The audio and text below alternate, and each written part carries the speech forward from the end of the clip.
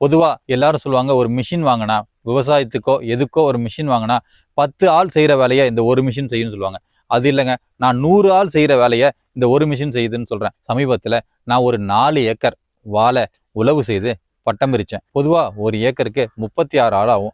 4 × 36 144 ஆள் ஆகும். ஆனா 144 ஆள் செய்யற வேலையை இந்த ஒரு மிஷின் 3 நாள்ல செஞ்சிருக்கு. இந்த மிஷினுக்கு ஆகக்கூடிய செலவு ஒரு நாளைக்கு 10 லிட்டர் டீசல், 3 நாளைக்கு 3 × 10 30 லிட்டர் டீசல், வண்டி ஓட்டுறதுக்கு டிரைவருக்கு 1000 ரூபாய் சம்பளம், 3 நாளைக்கு 3000 ரூபாய் சம்பளம், டீசல் பிளஸ் ஒரு ஆள் சம்பளம், இல்லை சேர்த்தா 5720 ரூபாய் ஆகுது. ஆனா பிரச்சனை இங்கே நமக்கு அது இல்லை. வண்டி ஓட்டுறதுக்கு ஒரு டிரைவர் நமக்கு கிடைக்க மாட்டாங்க.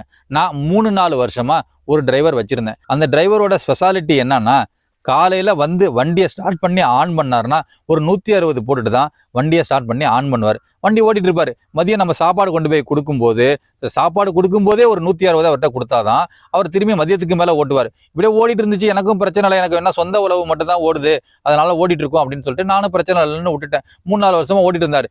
ஒரு நாள் ஏதோ வந்து ஒரு 160க்கு பதில் 2 160 360 போட்டுட்டாரு பேருக்கு. வண்டியை ஒரு நாள் பார்த்தோன்னா வண்டியை கவுத்துட்டு பப்பரக்கான்னு கிடக்கு.